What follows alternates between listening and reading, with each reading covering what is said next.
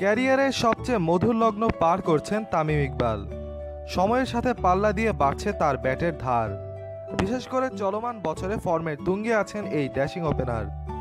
এখন পর্যন্ত ৯ ম্যাচের ৮ ইনিংসে তামিমের ব্যাট থেকে এসেছে ৫৫৩ রান। রয়েছে ২টি শতক ও ৩টি অর্ধশতক। তামিমের ব্যাটিং গড় এই বছরে ৭৯।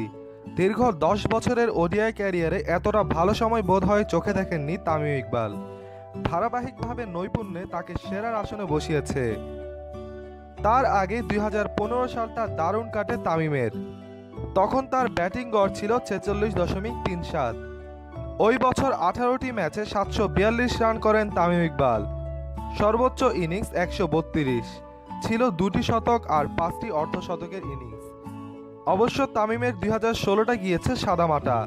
৯ ম্যাচে ৪০৭ রানের পাশাপাশি ১টি শতক ও ২টি অর্ধশতক হাঁকান তামিম। ব্যাটিং গড় ছিল ৪৫.২২। সম্প্রতি নজরকাড়া ব্যাটিংয়ের সুবাদে একটা জায়গায় বিরাট কোহলিকে ছোঁয়ার অপেক্ষায় আছেন তামিম ইকবাল। এবছর অদ্যাবধি ৪টি ওয়ানডে খেলেছেন ভারতীয় দলনেতা।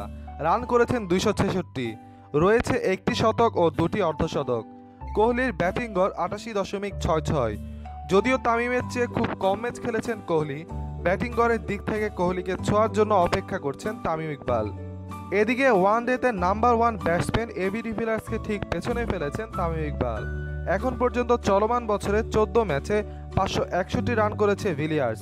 তার ব্যাটিং গড় ৬২.৩৩। তবে কি র্যাঙ্কিংয়ে এগিয়ে ১ নম্বর ব্যাটসম্যান হতে যাচ্ছেন তামিম ইকবাল? এখন এটি দেখার বিষয়। তামিমের এখনকার ফর্ম বলছে এটি এখন শুধু সময়ের ব্যাপার।